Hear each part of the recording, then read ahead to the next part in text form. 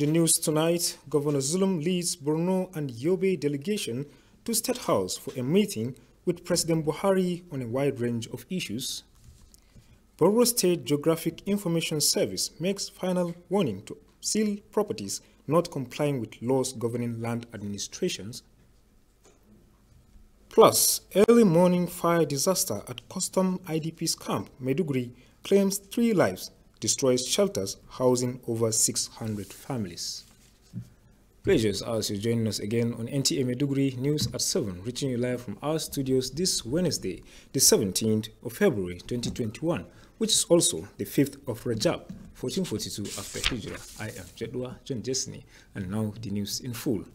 Borno State Governor Babagana Umar Zulum has led a high-powered delegation of elders and stakeholders from Borno and Yobe State to a meeting with President Muhammadu Buhari at the Presidential Villa, Abuja. Rebecca Baturi reports.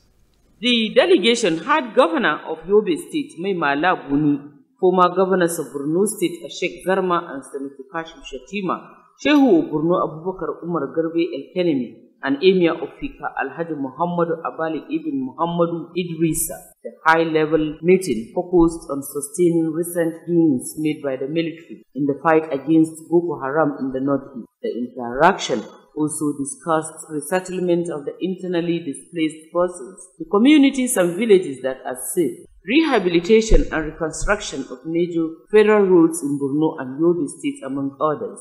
Governor Zulum, while responding to journalists after the meeting, said the president gave an assurance of sustained military offensive in the ongoing operations in Borno and other parts of the northeast. In Maiduguri, Rebecca Baturi, NTA News. The Executive Secretary, Borno State Geographic Information Service, BOGIS, Engineer Adam Bababe, has expressed dismay over the non-compliance to Land Use Act by residents of Maiduguri. Engineer Adam Bababe made his position known while briefing newsmen in his office after an assessment visit to landed properties of various hotels and residents within Maiduguri and environs. Umaru Yakubu Kirawa reports.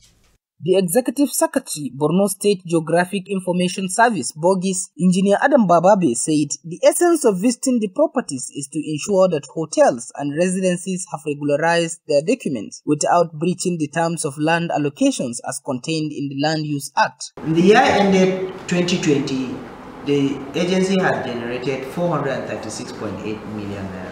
Engineer Bababe expressed displeasure on how some residential buildings were converted to hotels and offices, stressing that the agency has sealed 8 buildings in Dambua Road, Polo and Giwa Barak areas based on non-payment of lesser agreement. The BOGIS Executive Secretary said the agency is appreciative of humanitarian services of the NGOs but will not hesitate to seal any property for non-compliance to the laws governing land administration. All the title documents being issued to landowners, it is clearly stated on it that it should be done without demand.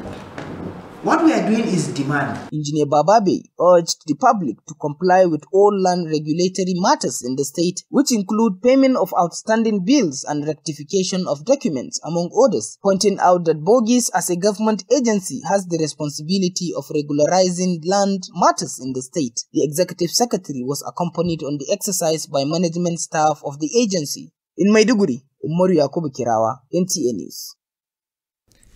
Residents of Maiduguri have decried the ongoing fuel scarcity amid the total blackout now getting to almost a month.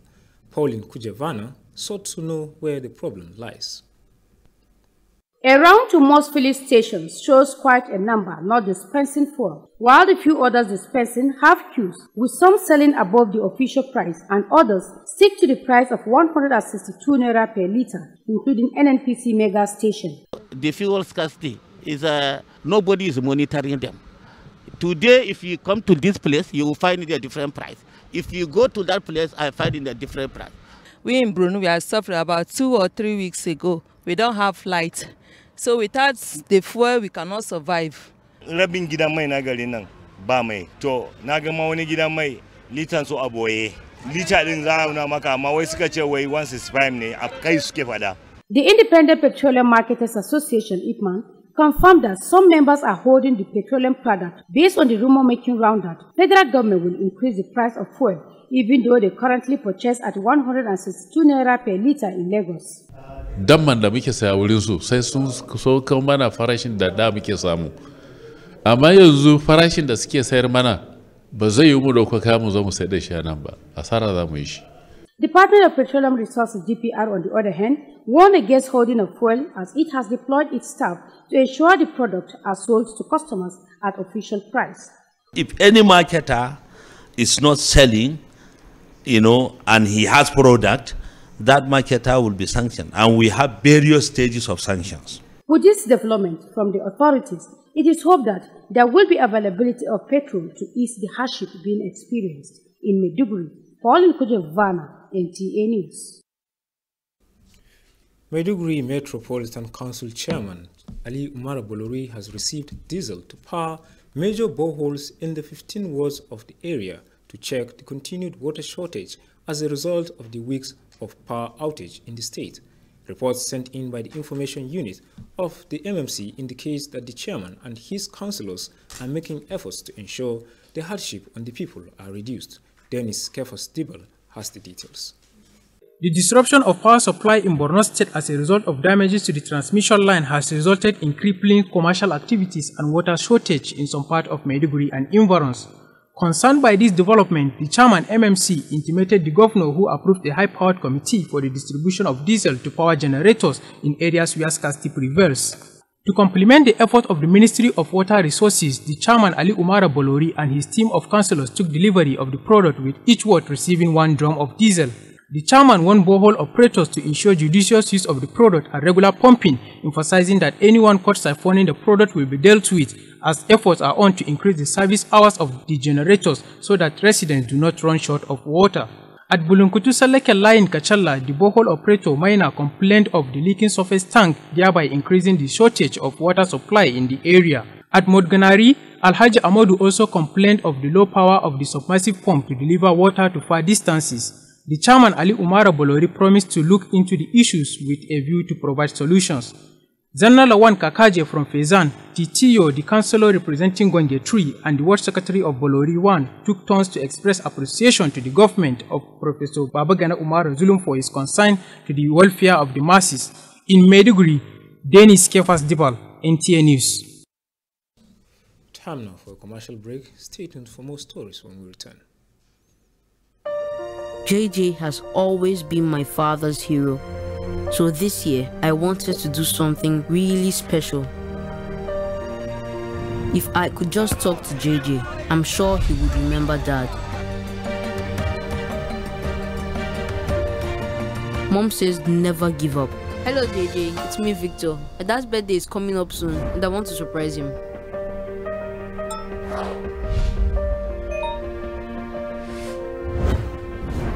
And she was right.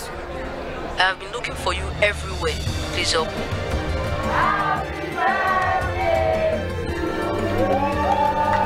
Hi Samuel, happy birthday, it's JJ. Happy birthday to my man. My dad is my hero, but now JJ is too. Glow, the best data plans in town. Find your first. Dial *777#. Welcome back. Chairman Tedfund Board of Trustees Kashim Ibrahim Imam has joined other members of All Progressive Congress to revalidate his membership. Pauline Kujevana captured him at Mafoni area for the registration. In company of loyalists and party supporters, Kashim Ibrahim Imam stormed the All Progressives Congress APC Center at Mafoni amid accolades. The registration was done by party officials, where he expressed satisfaction for being revalidated on the platform of APC. The APC bigwig called on all to register and revalidate their membership to make the state stand out in terms of membership of the party in the country. Thereafter, Kashim Imam paid a condolence visit to the state interim chairman APC, Ali Bukar Dalori, over the demise of his younger brother, as well as the family of late Shehu of the Kwa in Maiduguri. Pauline Kujevana, NTA News. The Commissioner, Ministry for Reconstruction, Rehabilitation and Resettlement, Engineer Mustafa Gubio, has revalidated his APC membership at Kasula Polling Unit 3 in Gubio Town. Umaru Yakubu Kirawa reports. The commissioner was accompanied to the registration center by the House of Assembly member representing Gubio, Gubbo Moroma, Council Chairman Bukar Gallo and APC Party Chairman Dogo Mohammed. Speaking shortly after obtaining his membership card, the commissioner commended the people for the support to the APC and appealed to all eligible persons to register as APC members. Engineer Mustafa Gubio said, APC is the only party that has the programs for the development of Nigeria. In their remark, the House of Assembly member Gubbo Moroma, the Council Chairman Bukar Gallo and Party Chairman Dogo Mohammed all called on the people to register with the party to establish its position as largest in Borno State. They also urged the party members to unite and resolve party issues amicably. The commissioner had while in Gubio paid homage on the chief imam of Gubio, Saina Malum Lari, and condoled Mustafa Modu Bukar over the death of his wife. In Maiduguri, Umaru Yakubu Kirawa, NTA News. On a sad note, a fire incident in the early hours of today claimed 3 lives and destroyed over 600 internally displaced persons shelter at Custom House IDP's camp in Maiduguri. Over 1,400 households from Dikwa are taking refuge in the IDP's camp that was totally devastated. Here are more details of the story. This is the second major fire outbreak in IDP camps recorded this year in Borno State. This incident is coming barely 2 days after a similar one at Gajuram, headquarters of Ngazai local government area, where 338 houses were gutted by fire. A total of 625 emergency shelters, alongside food items and other valuables, were lost to the inferno at Customs House IDP camp. The 3 persons killed in the fire disaster are 2 elderly women and a child. NTA News camera lens captured some victims wearing long faces, counting their losses, while others resort to making emergency shelters for themselves in view of the Harmattan cold and dusty wind. A team from the State Emergency Management Agency led by the Director General, Yabawa Kolo, visited the camp and commiserated with the displaced victims as well as assured them of prompt intervention from the Borno State government. We mount a lot of advocacy. You know, the women, they like cooking. It is something that we need with other to sit with other sister organizations in order to prevent future occurrences of such disaster of such magnitude. The emergency shelters, which are made mostly of flammable materials, makes it easy for fire to run over them, especially with the help of the dry season Harmattan wind. Shehu of Bama, Umar Ibn Kari El-Kanemi, and Secretary to the State Government, Usman Jiddeshua, were among the hundreds of sympathizers who attended the funeral prayer of late Wali of Bama, Al-Kali Kyari Shatima Umar, after a protracted illness.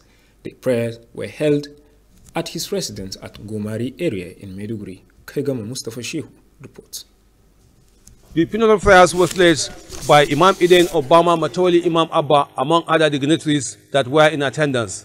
The late Wali Kyari Shatima Umar was born in Jukwa 1930 to the family of late Shatima Umar, a very known Islamic scholar, and had worked as teacher and later area court judge. Wali Kyari was appointed as Shatima and became acting chief Imam of Bama in 1995 until recently in 2020 when he retired due to old age. Until his death, he has served as Shatima, conducting annual tafsir and translation of Shifa book during Ramadan period at the Shaw's Palace, among other religious activities.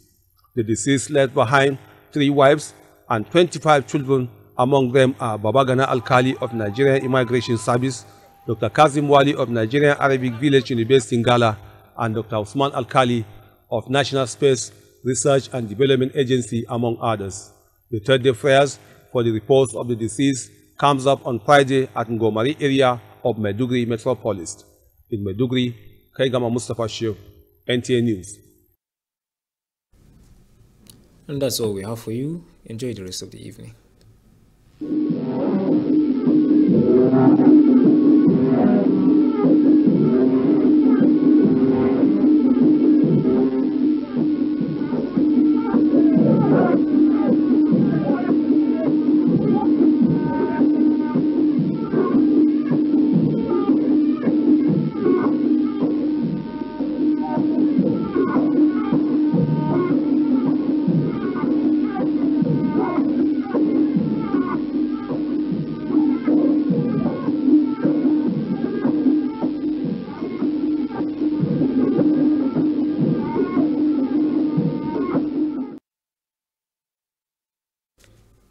gwamna zulum kurar da shirya birna yobe na kuralar da muhammadu buhari ro lezana kla muradu asailan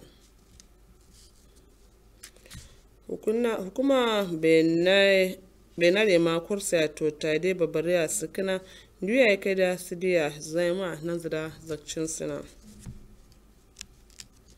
ko suwaro kampo am hijira ko sama sedin wa ko ne ce zamu ya skanu skon zafirta hafiya hiyar araka mako suna zuna assalamu alaikum jama'a sun gura dawo ku so tsron go fasara right lam kanure fato kuma television larde hirwai kula rafa kan tawo razapede ka unzu sa duya da fide luko indinga jira le salame na srai pe pare ka dumer ko turin sa du ini finir ko turin da rumtin da sauran da ku da fulfullo fano umma ya ruwaya umar gumna kare borno gumna babaga na mar zum kurawro rashida borno yobe na kuralar da muhammadu buhari ro abujalan da zana da bai ka bautura da hawar da kira sana da ono fuma da sauran gumna yobe mai mala buniya gumna da madina shek jarma kashim shetima bayan salama borno abubakar umar garba elkene mai maifika alhaji muhammadu abali ibn muhammadu idrisa da cin zade kina sara da ma karun goya askara boko haram alagi da kirute kala da zade shuru no walta ko zande zana kala amdo ne hijira sawada bilan zala kirtete ya sajudo ne bilan za kilewa zina da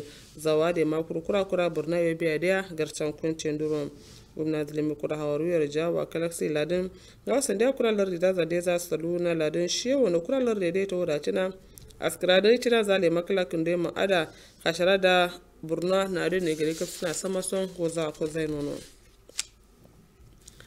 tamshi kura hukuma bai na kursa to ta injiniya adam ba babe karukutan zafile zana kila jami'ar wasu ade homestay su ada zazzan badron injiniya adam ba babe ada lokto hawaruwa ci da ramzana kawalujin ladin lokta da ma kariya lokto da ne she hotel so pato alasu asrar ba herwa dukkan zai ladin kandaram da drizu surna umaru yakubu kirawa shi man jiro hawar da krasa tamshi bogis injiniya adam ba babe wono dalila da male za ka da kure da sakin tawar hotel so fata su da kakadan zada walta kai da ma sidoni sanjiro sinadiyadin faida tanaro to thailandin jin ada baba biyono kakada so ada walta brintorian buro walzna nan kaduro sandiya da ma sau loktun dura da ma da tembi ada nan kaduro hukuma da kan bataro tiranza kundoro no injina baba be karo kutan zafile zina fatwa la so admare sandiya hotel saro kalakta duro hukuma da kuru garra uskiya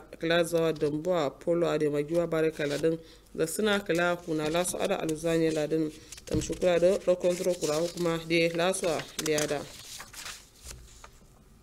jama'ar waide lalle zana bautu kin dawo feture do kin tauma karzira gircin den wole kuja bana shiman jira hawara lufsa kila da lido ne kazida su tuna iladin fata da makin dawo isra drizu surna da play zana nguso kin dawo da saladin bano sandide ne bejima die motwa da ma zawa sa zazana sande kin dawo da sasai nono hurlai tamando ni na bureda kwata saladin nono sanjude lamade nera miyan fira kuluko indin lada saladin ata nnpc megan kuncin rono karbuka kasu fetur na mutuklan za ifma da ya to suna wakilan za ladi fetur da grazai na kala fane fane da gwamnati larda ya ta mulkin dawai ada siran sinadai ladin wani kurkur maro da ana made ikolan sandiman ira miyan fira kuluko indira coshi wani hukuma nyama fetur inji sai dpr da bari tuna nduya ya fetur lodaro waja da urza da magaraja su kai ci da wanzu jama'a su rota man kasu ya dura sakala dino non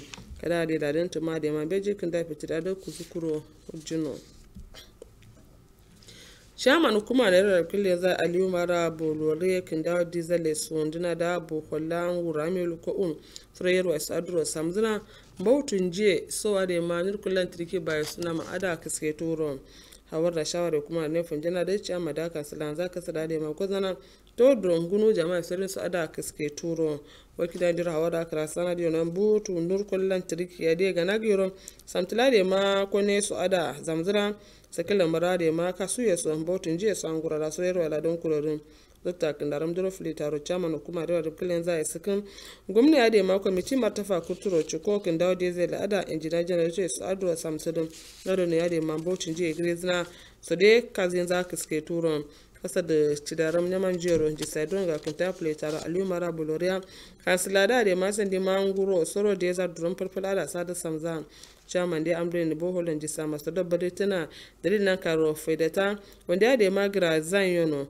ndiya da ma fodu zai sha home jinsna sha da ma kuru kasara goje na kara loktu da jarotar ruwa sanno ade ya sasarai so jama'a su ade yanju ku zuku fondo drum bulum kutu sallake layin kace da layin bohol don ji sama mai na lalezra tanka kura da manji saktuno monogara da alhaji ahmadu lalezna shi da ma kwanu da duno ga da su kin jiru cunta jumba kilala din chairman kuma yaro kullen za aliyu mara bolore wa da gwazna kazin za da surusulfa maziron zanala kaka jingura pizana titiyo kansila da ma gwange triya tamsha da ma bolori wannan isa masa askran za da ya kuma baba kana mar zumna plezuna tamtam jamairo stadron chairman tetfone kashim ibrahim imame kasa da za da ma apc ma ada sumona wakin da polina da ma kuje ba na shiman gurmu na fate do da kole za a jiro hawar da su to ga hukuntan zai ka daro kashim ibrahim imame ngura da mamu fone ladin shi kakan za apc da cimo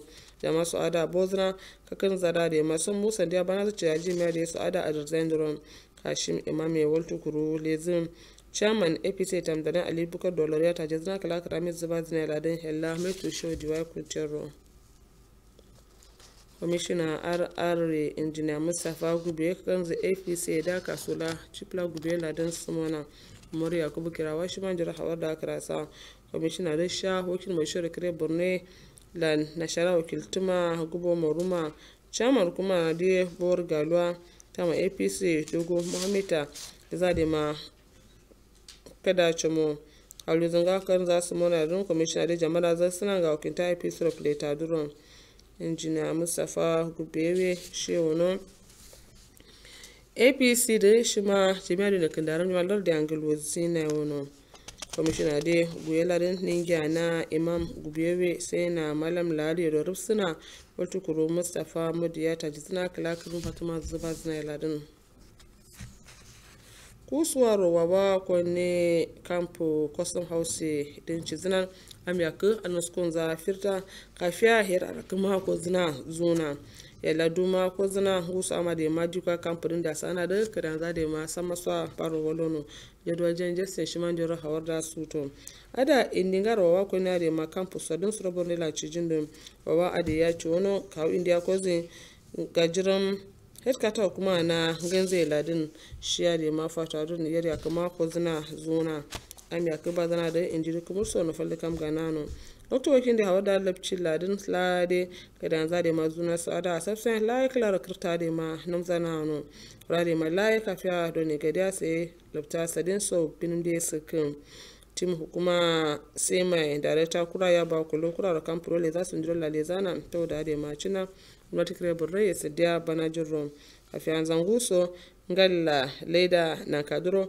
kone ade ma kwaljin ba no to nas kuma raka san bidi me so shila dun wono shoba mai umar ibn kyari umar ibrahim ilkane ma tabshi gwamnati kare borno usman jidda shi wasuro amdan da za shi turawa da ba mai alkali kyari shi tima umar ga lokacin su wani ala za su rumbuna da ladin bejin shura da mafa zungurun gomari yaro fate ladin daja kaga mustafa shoshi mashi da arzan juru hawara suto shura imam idi ya ba mai moto da imam abba da zin mai wali kyari shetima umar din duwalan sa duya da nafi akalan katambo da lade ma mai malam kura shetima umar da malam yaro walzana kura da ma sharan da rab era ko ce rawar zina wali kyari da sha shetima ragalaja ala da kuru imam ba mai kawo da sa duniya la rafi da loko ulan kawa da ma sa du indi no char zuciya da kuljin duro kawa ba jin duro shetima da ma she tafsir siyasi na ta shi fa ya da ma fasar jin ramadan na cina shore da malama gade gabsina mai to da kan baka mun zai ya ka duli fini luko una gawro kulzum sada kan zai kam ka fa fanzala wurare ma gomare ladan imzuma sara kreta suwa sirsen rasha ga zaka ce za kan bayar sala ne lokacin saman imani ci amin idan jama'a Allah da jarawa da kai kai shawiya ruba mana da ya fajaran kaduro client sale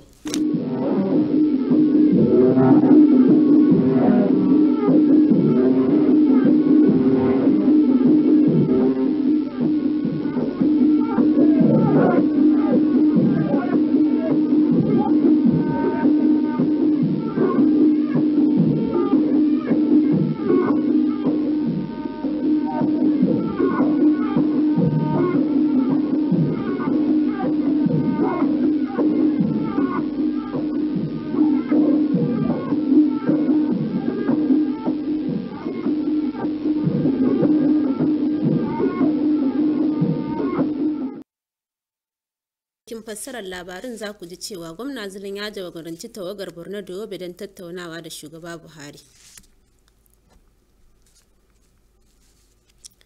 Hukumar Bogis ta yi gargaɗi ga duk ginin da bai bi doka ba za a rufe shi kamar yadda doka ta tanadar.